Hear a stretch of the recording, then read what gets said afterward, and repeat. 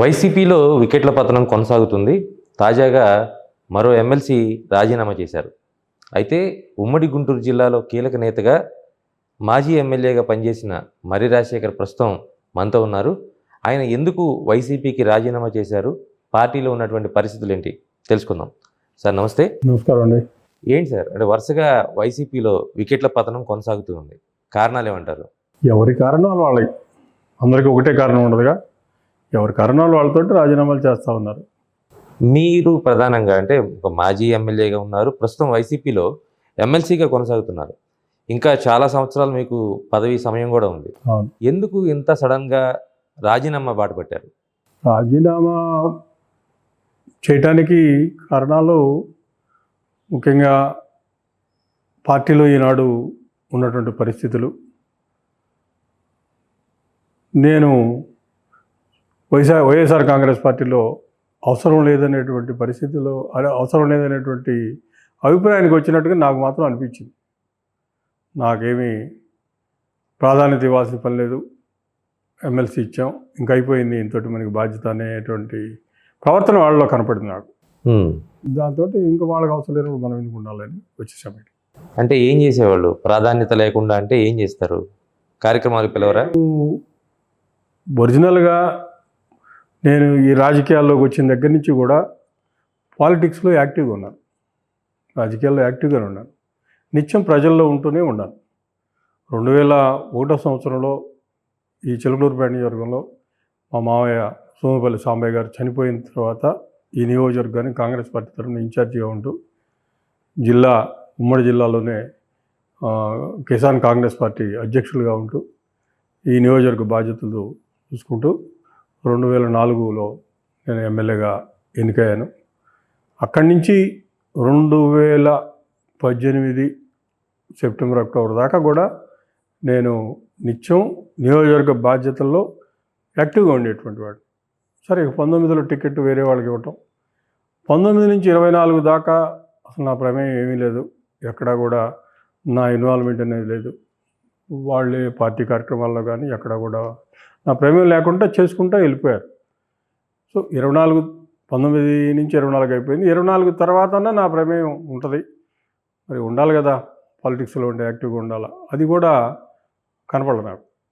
ఆ పరిస్థితుల్లో నేను బయట రావాల్సి వచ్చింది. అంటే ప్రమేయం అంటే ఏంటి సార్? ఇప్పుడు మీకు రీజనల్ కోఆర్డినేటర్గా బాధ్యతలు ఇచ్చారు, దాని తర్వాత జిల్లా అధ్యక్షుడిగా కూడా మీరు కొనసాగారు, తర్వాత ఎమ్మెల్సీ ఇచ్చారు. పార్టీలో అంటే వైసీపీలో ఒక కీలకమైన నాయకుల్లో మీరు 10 మంది ఉంటే 10 మందిలో మీరు ఒకళ్ళుగా చలామణి అయ్యారు. ఇంకా కీలకమైన బాధ్యతలు అంటే ఇంకేం కావాలి? నేను జిల్లా అధ్యక్షుడుగా 2004, 5వ సంవత్సరం, 6వ సంవత్సరం ఆ ప్రాంతాల్లో ఉమ్మడి గుంటూరు జిల్లా కాంగ్రెస్ పార్టీకి అధ్యక్షుడిగా నేను ప్రకటించబడ్డా. నేను ఎమ్మెల్యేగా గెలిచిన తర్వాత జిల్లా కాంగ్రెస్ అధ్యక్షులుగా నేను నియమింపబడ్డా. ఆ రోజు కాంగ్రెస్ పార్టీ పెద్దలు ఇక్కడ కానివ్వండి, కేంద్రంలో కానివ్వండి, సోనియా గాంధీ గారి దగ్గర నుంచి ఆ ప్రకటన రావడం జరిగింది. అప్పుడు కేసీఆర్ గారు పిసిసి ప్రెసిడెంట్ గారును, మన రాజశేఖర రెడ్డి గారు ముఖ్యమంత్రిగా ఉన్నారు. అప్పుడే నా యొక్క ప్రాధాన్యత గుర్తించారు వాళ్ళు. నేను అడగలేదు. నన్ను జిల్లా కాంగ్రెస్ అధ్యక్షులుగా నియమించిన తర్వాత టెక్నికల్గా ప్రకటన వచ్చింది, జిల్లా కాంగ్రెస్ అధ్యక్షులుగా బాధ్యతలు తీసుకోవటం. ఆ టెక్నికల్గా ఏమైందంటే నేను కాంగ్రెస్ సింబల్ మీద గెలవలేదు. కాంగ్రెస్ సింబల్ మీద గెలవకపోయేసరికి అప్పుడు నన్నే మాట్లాడారు, కేసీఆర్ గారు వీళ్ళు మాట్లాడారు. టెక్నికల్గా ఇబ్బంది వస్తుంది ఏమనంటే, మన రాజ్యాంగంలో కొన్ని ప్రొవిజన్స్ ఉన్నాయి కదా, ఆ ప్రొవిజన్స్ ప్రకారం ఇబ్బందులు ఉంటాయి అని అంటే అప్పుడు నన్ను మార్చి మళ్ళీ చాటగిరి గారిని పెట్టారు, ముప్పలేని చాటగిరి గారిని పెట్టారు. ఆ ప్రకటన వచ్చింది, నేనే జిల్లా కాంగ్రెస్ అధ్యక్షుడిగా ఉన్నాను. చెప్పకుండా తీసుకున్నట్టు అది ఎట్టుండేదో, దాచిపెట్టకూడదు, ఏదుంటే అది చెప్పాలనే ఉద్దేశంతో నేను చెప్పాను. టెక్నికల్గా అడ్డం వస్తుంది ఏమన్నాడు. సరే, దాంతో మార్చారు. ఆ రోజే నేను జిల్లా కాంగ్రెస్ అధ్యక్షుడిగా నియమపడ్డాను.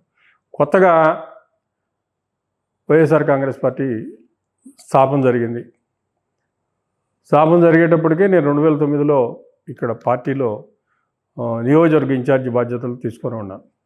ఎందుకంటే నేను పోటీ చేసి ఓడిపోయాను కాబట్టి, గెలిస్తే ఎమ్మెల్యేగా ఉండేవాడిని, లేకపోతే నియోజకవర్గ బాధ్యత అనేది అది ఒక ఆనవాయితీ ప్రతి పార్టీలో ఇన్ఛార్జిగా. ఇన్ఛార్జిగా ఉంటారు.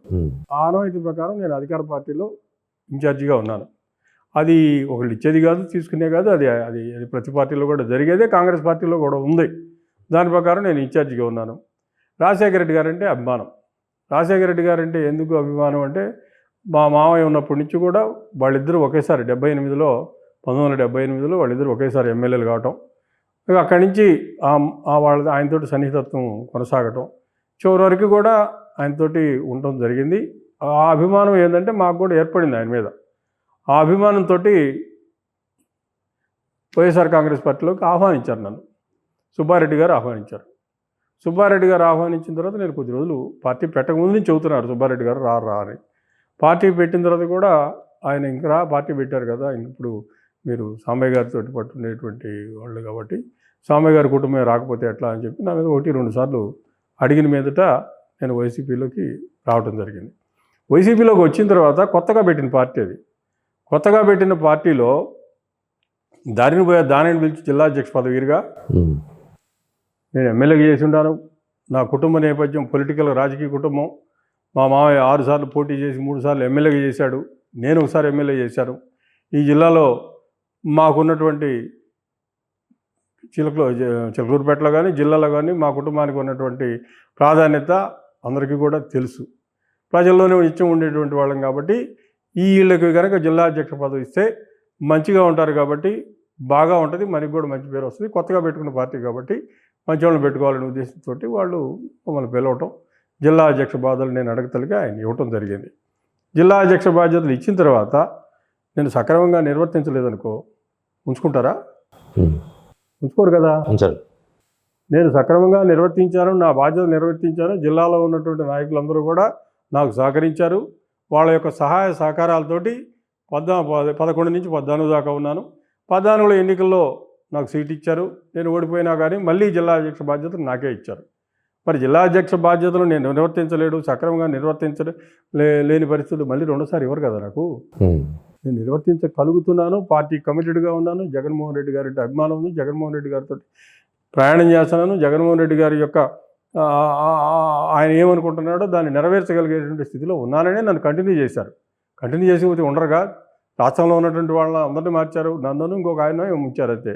అందరూ మార్చుకుని ఎందుకు అట్టు పెట్టారు? నన్ను చేస్తున్నాం కాబట్టి, సక్రమంగా చేయగలుగుతాం, సమర్థతగా ఉంది కాబట్టి వాళ్ళు అట్టు పెట్టగలిగారు. అట్టు పెట్టారు, ఉంచారు. తర్వాత పార్లమెంటరీ వైడ్గా పార్లమెంటరీ అధ్యక్షులు పెట్టుకుంటున్నారు అన్నారు. సరే పెట్టుకున్నాం. వాళ్ళు వేరే వాళ్ళని ఏ పార్లమెంట్ కావాలని పెట్టుకున్నారు. అట్లా కొనసాగింది. అంతేగాని నేను ఏమి చేసినా వాళ్ళు నాకు ప్రాధాన్యత ఇవ్వాలి కాబట్టి ఇచ్చేటువంటి పరిస్థితి కాదు. నేను పార్టీకి కష్టపడ్డాను, పార్టీలో పనిచేశాను, పార్టీలో అందరూ మెప్పు పొందాను, అందరూ కూడా నాకు సహకరించారు. అందువల్ల నన్ను జిల్లా అధ్యక్షుడిగా కొనసాగించారు. నిత్యం జిల్లా అధ్యక్షుడిగా కొనసాగుతూ చిలకలూరుపేట అసెంబ్లీ నియోజకవర్గంలో కూడా నేను ప్రజల మధ్యలో ఉండాను. మరి నాకు ప్రాధాన్యత ఉందా? తర్వాత ప్రాధాన్యత అంటే పదవులు ఇవ్వటం కాదు, పదవులు ఇచ్చుకుంటూ వచ్చారు. ఆ పదవులు ఆ పార్టీ నడవాలి కాబట్టి ఆ పదవులు ఇచ్చుకుంటూ వచ్చారు. కానీ మాది నియోజకవర్గం కదా, 9 సార్లు అప్పటికి పోటీ చేశాం కదా. మాకు ఇక్కడ ఏముంది? ఎమ్మెల్సీ ఇస్తే ఏమైనట్టు? ఎమ్మెల్సీ చేంజ్ చేయాలి. నేను ఇచ్చారు. ఎప్పుడు ఇచ్చారు? ఎమ్మెల్సీ 2023లో ఇచ్చారు. సంవత్సరం ముందు ఇచ్చారు. నేను అడిగానా? అడగలేదు కదా. నా పదవి నాకు 2019లో నన్ను సీటు ఆపేటప్పుడు ప్రామిస్ చేసింది ఎవరు? వాళ్ళే ప్రామిస్ చేశారు. ఏమని ప్రామిస్ చేశారు? గెలిస్తే మంత్రి పదవి ఇస్తామని చెప్పి ప్రామిస్ చేశారు. ఎవరు గెలిస్తే? చిలకలూరుపేటలో ఇక్కడ అభ్యర్థి గెలిస్తే గెలిపించండి, పదవి ఇస్తామని చెప్పి ప్రజలకు చెప్పారు. సో ఇక్కడ పోటీ చేసే అభ్యర్థిని గెలిపిస్తే మీరు నేను కాదు, అదే నేను గెలిపించడం అనేది నాకు 4 గోళ్ల మధ్యలో ప్రజలకు చెప్పారు. ప్రజలకి పబ్లిక్ మీటింగ్లో 2019లో ప్రజలకు డైరెక్ట్గా చిలకలూరుపేటను మీరు గెలిపించండి, మంత్రి పదవి ఇస్తామని చెప్పారు. ప్రజలు గెలిపించారు కదా. ప్రజలు గెలిపించిన తర్వాత మంత్రి పదవి ఇచ్చారా? నేను అడగలేదుగా. నా సీటు ఆపటం కోసం అప్పటిదాకా నాకున్నటువంటి ప్రాధాన్యత, ప్రజల్లో నాకున్నటువంటి ఒకసారి సీటు తీసేస్తే మరి ప్రజల్లో వ్యతిరేకత వస్తుంది కదా. ప్రజల్లో వ్యతిరేకత వచ్చినప్పుడు మరి ఇబ్బంది కదా పార్టీకి. పార్టీ అన్ని సీట్లు గెలవాలని ఉన్నాం కదా. మేము కూడా ఒక జగన్మోహన్ రెడ్డి గారు ముఖ్యమంత్రి కావాలా, మనం ఇక్కడి నుంచి ఎమ్మెల్యేగా గెలవాలనే దాంతో పనిచేసాం. ప్రధానంలో ఓడిపోయాం కాబట్టి కసిగా పనిచేసాం. కసిగా పనిచేసి జగన్మోహన్ రెడ్డి గారు ముఖ్యమంత్రి తీసుకొచ్చుకొని మన పార్టీ అధికారంలోకి వస్తే మన అందరికీ బాగుంటుందని చెప్పి నాతో పాటు ఉన్నటువంటి కార్యకర్తలందరూ కూడా పనిచేశారు. పని చేసేటప్పుడు నన్ను ఆపారు కాబట్టి నాతోటి ఉన్నటువంటి వాళ్ళకి ఎక్కడా కూడా, లేకపోతే జిల్లాలో ఉన్నటువంటి కార్యకర్తలకు ఎక్కడా కూడా అసంతృప్తి రాకూడదు. అరే రాజశేఖర్ని తీసేశారా అనేటువంటి అసంతృప్తి రాకుండా ఉండాలి అంటే తూకం సరిపోవాలి ఇచ్చేటువంటి పదవి. తూకం సరిపోవడం కోసం మంత్రి పదవి అని చెప్పారు వాళ్ళే. 4 గోళ్ల మధ్యలో నాకు చెప్పారు. నాకు చెప్పడమే కాదు, నన్ను ఒప్పించడం కోసం మళ్ళీ నేను ఒప్పుకోలేదని నా కోసం జనం పంపించారు. ఈ జిల్లాలో ఉన్నటువంటి పెద్దలు వచ్చారు, బయట నుంచి పెద్దలు వచ్చారు, వీళ్ళందరూ మాట్లాడారు. మా ఇంటి దగ్గర కార్యకర్తలను వస్తే వాళ్ళందరి సమక్షంలో అయోధ్యరామిరెడ్డి గారిని పిలిపించి పంపించి నా దగ్గరికి జగన్మోహన్ రెడ్డి గారు మా ఇంటి ఎదురుగా కార్యకర్తలందరూ కూడా పోగైన తర్వాత నియోజకవర్గంలో వాళ్ళందరికీ కూడా చెప్పడం జరిగింది. అయోధ్యరామిరెడ్డి గారి చేత ప్రకటింపజేశారు. సరే వాళ్ళందరూ కూడా అయోధ్యరామిరెడ్డి గారు చెప్పారు, మీరందరూ మనందరూ కూడా పార్టీ చేద్దామంటే అందరూ విన్నారు. అందరూ విని చేశారు. చేసిన తర్వాత ఇచ్చారు ఆ పదవి. సార్ రాజశేఖర్ గారు, మిమ్మల్ని ఒక స్ట్రైట్ పాయింట్, సాధారణంగా ఏంటంటే మీరు చెప్పిన దాని ప్రకారం 2019 ఎన్నికలకు ముందు మిమ్మల్ని మంత్రిని చేస్తానని వైసీపీ అధినేత జగన్మోహన్ రెడ్డి చెప్పారు, హామీ ఇచ్చారు ప్రజల ముందే. కానీ ఆ తర్వాత 4 సంవత్సరాలు మీరు మౌనంగా ఉన్నారు, మంత్రి పదవి ఇవ్వకపోయినా. కానీ ఇప్పుడు మీరు అలకపోవటం ఇప్పుడు 2019లో ఇవ్వలేదు. తర్వాత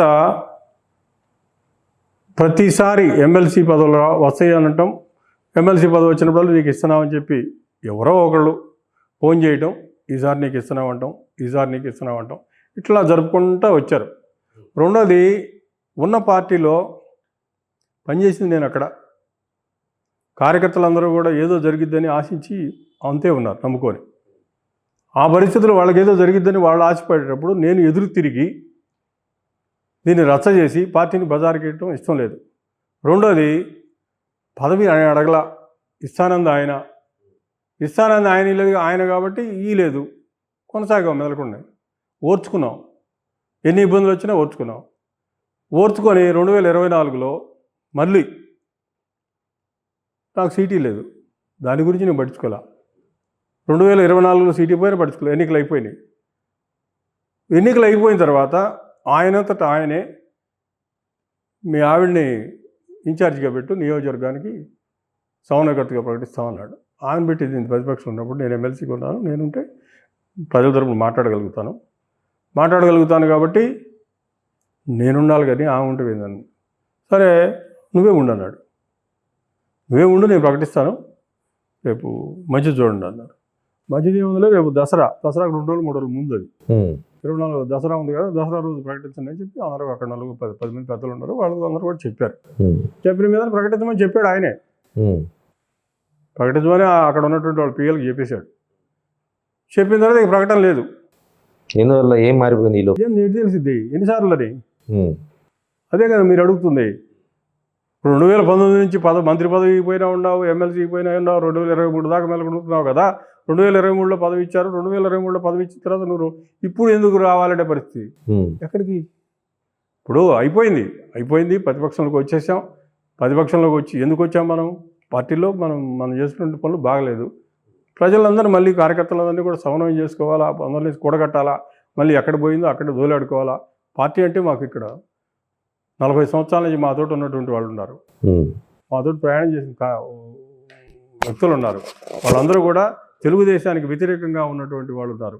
తెలుగుదేశానికి వ్యతిరేకంగా అప్పటి నుంచి పార్టీ పెట్టినా కూడా మా కోసం ఉన్నారు. మరి వీళ్ళందరినీ కాపాడుకోవాలంటే మళ్ళీ రావాలి కదా అనే ఉద్దేశంతో మనకి ఎమ్మెల్సీ ఉందలే, మనం మీకు వచ్చిన ఇబ్బంది ఏమీ లేదు, నేను ఉన్నాను కదా అనేటువంటి సమన్వయం చేసుకుని చేస్తున్నాం. ఆయన కూడా ఇస్తానన్నాడు కదా, పొయ్యిగా ఇస్తానని చెప్పి అందరికి అందరినీ సమన్వయం చేసుకొని అందరినీ ఏదో మాట్లాడుకోమన్నాడు ఆయన. పైగా మీటింగ్ పెడమన్నాడు, నేను ఇంకా మీటింగ్ పెట్టలా, సమన్వయం చేసుకోవాలన్నాడు. సరే వచ్చామని చెప్పాము మన వాళ్ళందరికీ.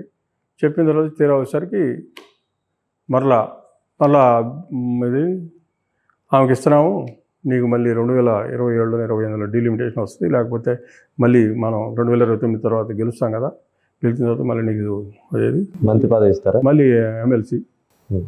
ఇవన్నీ ఇస్తా ఉన్నాడు. మంత్రి పదవి లేదా అప్పుడు? అప్పుడు మంత్రి పదవి లేదు ఇక ఆ ప్రామిస్ రాలా. అందుకనే అలిగారా మీరు ఇప్పుడు? నేను అలగటం కాదు, మంత్రి పదవి రాలేదు అలగటం కాదు. ఉమ్. మరి ఈ ప్రామిసులు ఇవన్నీ కూడా చెప్పడానికి కూడా వీళ్ళు కూడా అందరికీ ఇబ్బందికరంగానే ఉంది. ఉమ్. మరలా తీసుకొచ్చి ఆమెను అక్కడ పెట్టుకున్నారు. మరి 5 సంవత్సరాలు ఆమెతోటి మీ పోరాటం ఏంటి సార్? అంటే మాజీ మంత్రి విడుదల రజనీ మీద మీకున్నటువంటి ఆవేశమో లేదంటే ఆగ్రహమో కోపమో ఏదో ఒకటి, ఆ కారణమా లేదంటే పార్టీ మిమ్మల్ని అన్యాయం చేసింది అనేటువంటి ఆవేదన ఉందా? న్యాయం అన్యాయం కాదు అక్కడ. విడుదల రజనీ మీద ఆవేశము ఆగ్రహం కాదు. విడుదల రజనీ అనేటువంటి వ్యక్తిని జగన్మోహన్ రెడ్డి గారు పెంచాడు, అంతే తప్ప వేరే ఏముంటుంది. జగన్మోహన్ రెడ్డి గారు ఏ పూట కాదంటే ఆమె లేనట్టేగా.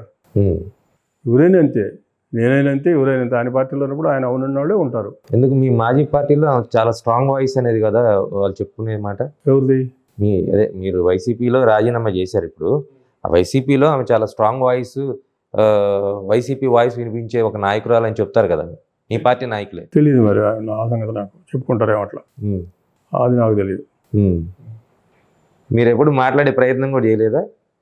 అంతకుముందు ఎన్నికల ముందు బాగానే ఉండేది, 2019లో ఎన్నికల దాకా బాగానే ఉన్నారు. ఆ తర్వాత నాతోటి అవసరం రాలేదు, ఆమెతో నాకు అవసరం రాలేదు. సరే, మీరు చెప్తున్న ప్రకారం ఇప్పుడు మీరు కార్యకర్తలు నాయకులు చాలా అసంతృప్తిగా ఉన్నారని మీరు చెప్తున్నారు వైసీపీలో.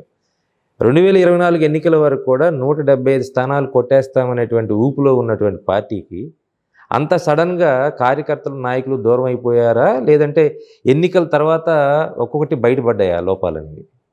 175 వస్తాయని వాళ్ళు అనుకున్నారు. 175కి 175 అని చెప్పి మొదటి నుంచి చెప్తా ఉన్నారు. ఆ ప్రకారంగా వస్తాయి కావాలా అని అనుకున్నారు. అంటే వాళ్ళు పెట్టిన స్కీముల వలన డబ్బులు బటన్ నొక్కి డబ్బులు ఇస్తున్నారు కదా, డబ్బులు ఇచ్చిన వాళ్ళు ప్రతి ఇంటికి డబ్బులు వెళ్ళినాయి కాబట్టి డబ్బులు తీసుకున్న వాళ్ళు ఓటేస్తారు అనుకున్నారు. వేయలేదు. అవును, కార్యకర్తలు నాయకులు ఎందుకు? కార్యకర్తలు ఏమన్నారు లేరా? కార్యకర్తలు ఏమన్నారు? వాలంటీర్లు కదా ఉంది, కార్యకర్తలు ఏమన్నారు? ఎందుకు ఉండదు సార్? జగన్మోహన్ రెడ్డి ఏ ప్రాంతానికి వెళ్ళినా ఏ కార్యక్రమానికి వెళ్ళినా వేల సంఖ్యలో వస్తారు. కార్యకర్తలు వేరు, వచ్చే జనం వేరు కదా. కార్యకర్తలు అంటే గ్రామాల్లో ఉంటారు, పట్టణాల్లో ఉంటారు. ఆ బూత్ కానీ అక్కడ నాయకత్వం చేస్తూ ఉంటారు. వాళ్ళలో అసంతృప్తి వచ్చినప్పుడు ఏముంటుంది, వాలంటీర్లు చేశారు కదా వాళ్ళ పనులన్నీ, దాంతో మాతోటి పని ఏముందని అని చెప్పి వాళ్ళు మెలగొడు కూర్చున్నారు. సో వైసీపీ పరాజయానికి వాలంటీర్ వ్యవస్థ కూడా ఒక కారణం అంటారా? వాలంటీర్ వ్యవస్థ కాదు, కార్యకర్తల్ని, వాలంటీర్ని వ్యవస్థని కార్యకర్తల్ని సమన్వయం చేసుకోవాలి. ఒక వ్యవస్థ పెట్టాము అంటే ఉన్న వ్యవస్థను పోగొట్టుకోవడం కాదు, 2 వ్యవస్థల్ని సమన్వయం చేసుకొని పోవాలి. అంతే తప్ప ఒకదాన్ని వదిలేసి రెండో దాని మీద డిపెండ్ కాకూడదుగా. వాలంటీర్ కార్యకర్తలు అనేటువంటి వాళ్ళు పార్టీ పెట్టిన దగ్గర నుంచి కూడా రూపాయి ఆశించకుండా 10 సంవత్సరాల పాటు మన ఎన్నికడితే తిరిగినటువంటి వాళ్ళు, వాళ్ళ జేబుల్లో వాళ్ళు డబ్బులు ఖర్చు పెట్టుకొని ఎక్కడ మీటింగ్ జరిగినా కానీ వాళ్ళు వస్తారు, వచ్చారు, ఖర్చు పెట్టుకున్నారు, తిరిగారు. వాళ్ళకి ఎక్స్పెక్టేషన్స్ ఉంటాయి కదా. గ్రామాల్లోనో లేదా పట్టణాల్లోనో పార్టీ అధికారంలోకి వచ్చిన తర్వాత మా మాట గౌరవం ఉండాలా, మేము కూడా 10 మందికి సహాయం చేయాలా, మా ద్వారా కూడా మా వాళ్ళకందరికీ కూడా ఏదో ఒక న్యాయం జరగాల, ప్రభుత్వం నుంచి మాకు కూడా ఒక గౌరవం లభించాలా, వీడు వైఎస్ఆర్ పార్టీ కార్యకర్త అని కూడా ప్రజలు కూడా మెచ్చుకోవాలని ప్రతివాడు కోరుకుంటాడు కదా. అది జరగలే అక్కడ, అది జరిగింది. సో వాలంటీర్ వ్యవస్థకి హై ప్రయారిటీ ఇచ్చారు, కార్యకర్తల్ని పక్కన పెట్టారు. కార్యకర్త అనేవాడిని పట్టుకోవాలి, దానికి వ్యవస్థలో సమన్వయం చేసుకోలేకపోయారు, మిస్మ్యాచ్ అయింది, సమన్వయం చేయలే. దీన్ని కలిపి పని చేయించుకున్నట్టయితే బాగుండేది, కలిపి పని చేయించుకోవడంలో విఫలమయ్యారు. ఓకే, మీ పొలిటికల్ కెరీర్కి సంబంధించి అంటే 2001 నుంచి మీరు రాజకీయాల్లో యాక్టివ్గా ఉన్నాయని చెప్పారు, కాంగ్రెస్ పార్టీలో ఉన్నారని చెప్పారు. కానీ 2004లో వచ్చేసరికి మీరు ఇండిపెండెంట్గా పోటీ చేయాల్సిన పరిస్థితి వచ్చింది. నాకు సీటు వేరే వాళ్ళకి ఇచ్చారు. కారణం ఏంటి? అంటే అప్పుడు రాయపాటి సాంబశివరావు గారు ఉండేవాళ్ళు. సాంబశివరావు గారికి ఆప్షన్స్ ఉన్నాయి కదా, ఆయన ఎంపీ కాబట్టి ఆయన ఎవరికి చెప్పుకుంటే వాళ్ళకి వచ్చేది సీటు, వాళ్ళకి ఇచ్చారు. ప్రజలంతా మాతోటి పాటు ఉన్నారు, మాతోటి పాటు నన్ను పోటీ చేయించారు. ప్రజలే చేయించిన మీదతే పోటీ చేశాను నేను. 2004లో అంటే టీడీపీ మీద అప్పటి రోజుల్లో ఉన్నటువంటి వ్యతిరేకత కావచ్చు, లేదంటే కాంగ్రెస్ పార్టీ మీద ఉన్న అభిమానం కావచ్చు, 2004లో ఒక ప్రభంజనం జరిగింది. వైఎస్ఆర్ హయాంలో కాంగ్రెస్ పార్టీ బలమైన విజయం సాధించింది. కానీ చిలకలూరుపేట ప్రాంతానికి వచ్చేసరికి కాంగ్రెస్ పార్టీ నాకు తెలిసి ఒక 7-8 ఓట్లే వచ్చినట్టు ఉన్నాయి. అంత తేడా ఎందుకు వచ్చిందంటారు? అంటే అప్పుడు సాంబయ్య గారు గత 1978 నుంచి అప్పుడు దాకా పనిచేయటం, 1978 నుంచి పనిచేసిన మీదట ప్రజల్లో ఒక అభిమానం ఉంది. ఆయన అంటే ప్రతి ఊర్లో కూడా ఆయన చేసిన వర్క్స్ కానీ ఇవన్నీ కూడా అభిమానం ఉంది. ఆయన ఎమ్మెల్యేగా ఉన్నప్పటి నుంచి, ఆయన రాజకీయాల్లో ఉన్నప్పటి నుంచి నేను ఇక్కడ ఇక్కడ అడ్వకేట్గా ప్రాక్టీస్ చేస్తూ ఉన్నాను. నేను కూడా దాదాపుగా 2 పార్టీల వాళ్ళకి పరిచయస్తుని. కోర్టుకు వస్తుంటారు కాబట్టి కేసులు లేవు. దీనికి ముందు కూడా మీకు పొలిటికల్ ఇది ఉందా సార్? ప్రాక్టీస్ చేస్తున్నవాడిని, అడ్వకేట్గా ప్రాక్టీస్ చేసి. పొలిటికల్గా ఎక్కడ లేదు? పొలిటికల్గా ఇండైరెక్ట్గా ఉండేవాడిని. ఓకే యాక్టివ్గా ఉండేవాడిని కాదు, ఇండైరెక్ట్గా ఉండేవాడిని. ఓకే ఓకే డైరెక్ట్గా ఉండేవాడు కాదు. ఎన్నికలు వచ్చినప్పుడు మాత్రం ఇన్వాల్వ్ అయ్యేవాడిని, యాక్టివ్గా ఉండేవాళ్ళం. ఎన్నికల తర్వాత మళ్ళీ నా ప్రాక్టీస్కి నేను వెళ్ళిపోయేవాడిని. అట్లా నియోజకవర్గంలో అందరూ తెలుసు నాకు బాగానే, కార్యకర్తల దగ్గర నుంచి అందరూ మొత్తం బాగుండేవాళ్ళు. అప్పుడు పొలిటికల్గా గొడవలు జరుగుతూ ఉంటాయి, కేసులు కూడా ఎక్కువ ఉండేవి, ప్రతిదానికి నా అవసరం ఉండేది. కాబట్టి దాంతో నేనంటే ఎవరో తెలుసు. ఆయన చనిపోయిన తర్వాత ప్రజలు కూడా నన్నే కోరుకున్నారు. సో నేను 2001 నుంచి 4 దాకా పార్టీని బలోపేతం చేసుకుంటూ తిరిగాను కాబట్టి ప్రజల్లో రివోల్ట్ వచ్చింది. రివోల్ట్ వచ్చి అతనికి ఎట్టిస్తారు, ఇతన్ని వీళ్ళకి ఇవ్వాల్సిందే, అతను తెలుగుదేశం నుంచి తీసుకొచ్చి ఇప్పుడు టికెట్ ఎట్టిస్తారని చెప్పి ఆ రోజు జనంలో వచ్చిన రివోల్ట్ నాకు ఎమ్మెల్యే అయింది. సో మీకు పార్టీ వేరే వాళ్ళకి టికెట్ ఇచ్చినా కానీ పార్టీ నాయకులంతా మీ పక్షాన నుండి విజయం మొత్తం నాతోటే ఉన్నారు. సరే, అప్పుడు మామూలుగా అయితే ఒక ఇండిపెండెంట్గా గెలవడం అనేది అంత ఆషామాషి వ్యవహారం కాదు. ప్రజల్లో చాలా బలమైన నాయకుడు అయితే తప్ప 2 బలమైన పార్టీలు, ఒకటి టీడీపీ, ఇంకోటి కాంగ్రెస్, ఈ రెండింటిని ఢీ కొట్టి మీరు ఇండిపెండెంట్గా గెలిచారు. ఇంత ప్రజాబలం ఉన్నటువంటి నాయకుడిని వైసీపీ ఎందుకు అంత లైట్ తీసుకుందంటారు? వాళ్ళకి తెలియదా?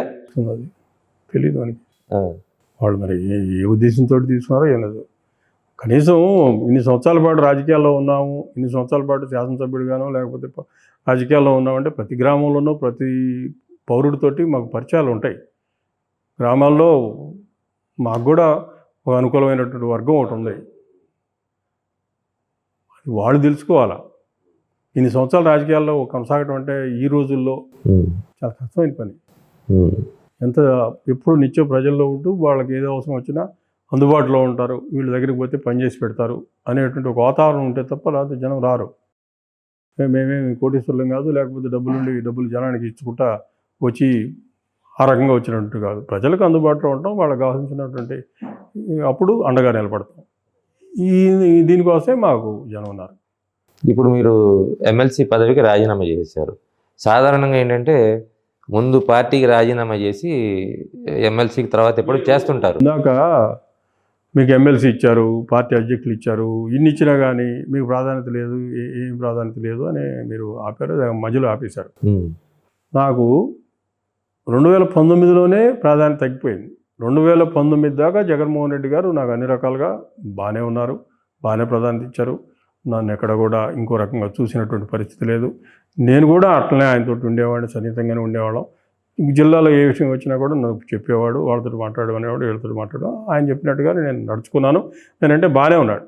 2019లో ఎప్పుడైతే ఇక్కడ తీసుకొచ్చిన అభ్యర్థిని పెట్టారో, గెలవడం జరిగిందో, గెలిచిన దగ్గర నుంచి కూడా ఆ వ్యక్తిని స్ట్రెంగ్థెన్ చేయాలా, ఆ వ్యక్తిని స్ట్రెంగ్థెన్ చేయాలనే ఉద్దేశం కాదు, ఓపెన్గా చెప్పారు, ఎమ్మెల్యేని స్ట్రెంగ్థెన్ చేయండి, ఎమ్మెల్యేని స్ట్రెంగ్థెన్ చేయమనే దాంట్లో నియోజకవర్గంలో ఉన్నటువంటి అధికారులందరూ కూడా ఇన్స్ట్రక్షన్స్, స్టాండింగ్ ఇన్స్ట్రక్షన్స్. మరి రాజశేఖర్ అనేవాడు ఏ పోలీస్ స్టేషన్కి ఫోన్ చేసినా పని చేయొద్దు, ఎంఆర్ ఆఫీసులో ఫోన్ చేసినా పని చేయొద్దు.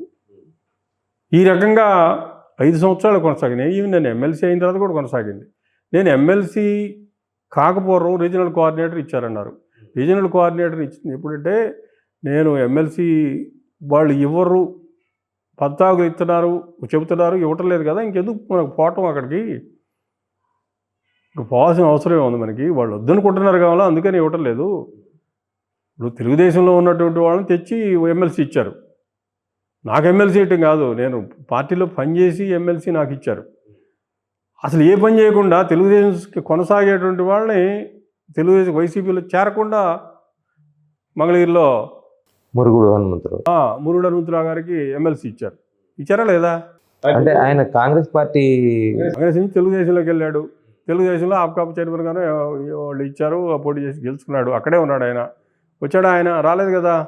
ఎప్పుడు వచ్చాడు? ఎమ్మెల్సీ ప్రకటించిన తర్వాత వచ్చాడు కదా. వరకు అది చాలా సీక్రెసీ మెయింటైన్ చేశారు. దాంట్లోనే ఉన్నాడు, అది వచ్చేసాడు, ఇచ్చాడు. అట్లాగే కైకలూరులో జయమంగళం ఎక్కడి నుంచి ఇచ్చాడు? తెలుగుదేశం వాడు. ఇచ్చాడు. మరి వైసీపీలో ఏం పనిచేశాడు ఆయన? అట్లానే శ్రీకాళహస్తిలో డాక్టరు తెలుగుదేశం నుంచి ఆ పూట పట్టుకొచ్చి ఎమ్మెల్సీ ఇచ్చారు. వీళ్ళందరికీ ఎమ్మెల్సీలు ఇచ్చి నాకు ఎమ్మెల్సీ ఇచ్చేది ఏంది? నాకు ఎమ్మెల్సీ ఇచ్చిన తర్వాత ఏముంది ప్రాధాన్యత? నేను అప్పుడు రాదు, వాళ్ళు ఇవ్వరులే, పదాకులు మనకి ఎందుకు అనవసరంగా అయిపోయింది, మెలకుండా ఊరుకుందా, నేను మెలకుండా ఊరుకున్నా. పోటర్లా సేమ్ అప్పుడు ముఖ్యమంత్రిగా ఆయన జిల్లాకు వస్తున్నాడు, గుంటూరు జిల్లాకు వస్తున్నా, 2-3 మీటింగ్లు వచ్చాడు, నేను పోలేదు. సో ఆయన గమనించాడు అది రాజశేఖర్ రావట్లేదు అనే విషయం. గమనించి లావుశేఖర్ పంపించాడు. పంపించి తీసుకురా మాట్లాడదామన్నాడు. 1-2 సార్లు ఆయన వచ్చాడు. వచ్చిన తర్వాత ఏముందో మాట్లాడడానికి, నా పని ఏదో నేను చేసుకుంటాం, వాళ్ళ పని వాళ్ళు చేసుకుంటారు అన్నాం. అన్న తర్వాత పిలిచాడు, పోయాం. 1-2 సార్లు ఇతను అడుగుతా ఉంటే పోయిన తర్వాత అప్పుడు ఆయన 23లో ఇస్తున్నానని చెప్పి ఆయన మళ్ళీ చెప్పాడు. సరే ఆయన చెప్పాడు, ఇస్తాడో ఈడుగా వచ్చాం కదా, పోయాం అయినాక రీజనల్ కోఆర్డినేటర్ కొద్ది రోజుల తర్వాత ప్రకటించారు. 22లోనే ఎప్పుడో 22-23 ప్రాంతాల్లో ఉన్నాను. 22-23లో ప్రకటించారు. ఎన్నికలు రావడంతో నా రీజనల్ కోఆర్డినేటర్ తీసేశారు. నాకు తెలుసా ఎందుకు తీసేశారు? కారణం ఉండాలిగా, నేను పని చేస్తున్నాగా, ఆ ప్రాధాన్యత పెంచారు కదా. నేను అడగలేదు, పెట్టావు. అన్ని నియోజకవర్గాలు తిరిగాము. ప్రతి నియోజకవర్గంలో కార్యకర్త సమావేశాలు పెట్టాం. 21 కాన్స్టిట్యున్సీల్లో ప్రతి కార్యకర్తని కలిసాం, రిపోర్ట్ తయారు చేసి ఇచ్చాం. మరి మమ్మల్ని తీసేసినట్టు? ఇంత చాకరీ చేసిన వాళ్ళు ఎన్నికల్లో ఉంటేనే కదా. సార్ ఇప్పుడు 2019లో వైసీపీ అధికారంలోకి వచ్చిన తర్వాత జగన్మోహన్ రెడ్డి అసలు ఎవరిని కలిసేవారు కాదు అంటే ఒక రకం ఇదండి, నేను ప్రయత్నం చేయలేదు. ఎప్పుడు మీరు కలవలేదు? ఎప్పుడు 1-2 సార్లు కలిశాను. ఇది 2019 నుంచి 24 మధ్యలో? ఇట్లా కాదు, 2019 నుంచి 19లో ఈ మంత్రివర్గం ఇవన్నీ అయిపోయిన తర్వాత ఒకసారి నన్ను పిలిచారు. ఏదో అయిపోయింది ఏదో చేస్తాంలే అని చెప్పి వాళ్ళే చెప్పి పంపించారు. తర్వాత సజ్జల రామకృష్ణారెడ్డి గారు కూడా ఒకసారి పిలిచి మాట్లాడటం ఏదో జరిగింది. ఇక ఆ తర్వాత ఈ జరుగుతూనే ఉందిగా. 19లో ఎమ్మెల్సీలు వచ్చినాయి, 19లో కాదు కానీ 20లో ఎమ్మెల్సీ వచ్చినాయి, 21లో ఎమ్మెల్సీ వచ్చినాయి, 22లో ఎమ్మెల్సీ వచ్చినాయి. వచ్చినప్పుడల్లా బొత్స గారు ఒకసారి ఫోన్ చేసి ఈసారి నీకే ఇస్తున్నారని చెప్పమన్నారు అన్నాడు. సజ్జల రామకృష్ణారెడ్డి ఒకసారి ఫోన్ చేసి నీకే ఇస్తున్నారని చెప్పమని చెప్పాడు. జగన్మోహన్ గారు బాబు వచ్చినప్పుడల్లా వాళ్ళని అడుగుతాడు కావాలా, వస్తుంది ఈసారి అని చెప్పి ఆయన చెప్తారట్టు అట్లా చెప్పుకుంటూ వచ్చారు వాళ్ళు. అంటే మిమ్మల్ని ఒక అసమ్మతి వర్గం కింద పరిగణించేవాళ్ళు? అంటే అసమ్మతి వర్గం కాదు, ఆడుకున్నారు అనమాట.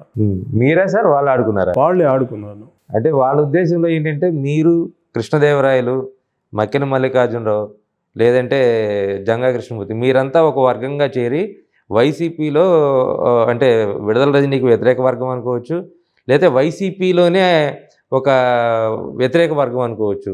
అలా తయారయ్యారనేది వైసీపీ గత కొంతకాలం నుంచి ఎన్నికల ముందు నుంచే భావించింది. అందుకే ఒక్కొక్కరిని బయటికి పంపించింది అనేది బయట జరుగుతున్న ప్రచారం. దాంట్లో మీకు తెలిసిన నిజాలేంటి? వాళ్ళు జంగా కృష్ణమూర్తి, మక్కెన మల్లికార్జునరావు స్నేహితులు ఎప్పటి నుంచి? కాంగ్రెస్ పార్టీలో 2004-2000 ఎన్నికలకు ముందు నుంచి కూడా ఎమ్మెల్యేలుగా పనిచేశారు. ఎమ్మెల్యేలకు పనిచేయడానికి ముందు కాంగ్రెస్ పార్టీలో కిసాన్ సెల్ అధ్యక్షుడికి పనిచేశానుగా నేను జిల్లాకి. నాకు అందరూ తెలుసు వాళ్ళు. ఆ తర్వాత ఎమ్మెల్యే అయ్యాను. స్నేహం ఉంటుంది కదా అందరితో, ఉంది రావు వెంకటరమణతో స్నేహం ఉంది. మేమంతా కలిసి పనిచేసినట్టు వాళ్ళం కదా. కనపడ్డప్పుడు కూర్చొని మాట్లాడుకుంటాం, లేకపోతే ఏదైనా కూర్చొని ఎక్కడికైనా పోయినప్పుడు సరదాగా ఉంటాం. అది కూడా నేరమేనా? ఎవరు ఉండకూడదా? ఎవరితో మాట్లాడకూడదా? దానికి ముఠానా? ఎందుకు ముఠా కట్టి ఏం చేయడానికి? ఏం జరుగుతున్న పరిణామాలన్నీ చూస్తున్నాం. ముందు కృష్ణదేవరాయలు వెళ్ళిపోయారు, పార్టీలో ఎంపీ అయ్యారు టీడీపీలో. దాని తర్వాత మక్కెన మల్లికార్జునరావు, జంగా కృష్ణమూర్తి వెళ్ళిపోయారు. ఇప్పుడు మీరు వెళ్ళిపోయారు. సో మీరంతా కూటమిగా, ఒక అసమ్మతి కూటమిగా బయటికి వెళ్ళిపోయారని అనుకోవచ్చా? వాళ్ళు ఎన్నికల ముందే వెళ్ళిపోయారు వాళ్ళు. నేను వెళ్ళలేదు ఎన్నికల ముందు. వెయిట్ చేయడం కాదు, దేనికోసం, ఎప్పుడు వెళ్దామనే టైం కోసం. నాకు అట్లా కాదు. నేను వెళ్ళిపోయేవాడైతే ఇప్పుడు ఢిల్లీ ఆయన ఏదో ఎన్నికలు అయిపోవడంతో మీటింగ్ పెట్టాడు ఢిల్లీలో, ధర్నా. అవసరం ఏంది నాకు పోవాల్సిన అవసరం? నేను పార్టీలో పనిచేద్దాం, గట్టిగా పనిచేసి ప్రతిపక్షంలో స్ట్రాంగ్గా ఉండి మళ్ళీ పార్టీకి పూర్వవైభవం తీసుకొద్దామనే ఉద్దేశంతో పోయాను ఢిల్లీ పోయాను. అక్కడ జగన్మోహన్ రెడ్డి గారికి కనపడ్డాను. మళ్ళీ తిరిగి వచ్చిన తర్వాత కూడా ఆయన నాకు ఏంటంటే నేను పనిచేస్తాను. నేను అసెంబ్లీలో మాట్లాడగలను, కౌన్సిల్లో మాట్లాడగలను, అన్నీ చేయగలను. చేసినప్పుడు నాకు వెనకమాల సపోర్టుగా ఒక కాన్ఫిడెన్స్ ఉండాలి. నేను ప్రజల్లో ఉండాలి. నేను అక్కడ మాట్లాడతాను, దేనికి ఇది ఏం చేయాలి అసలు? అది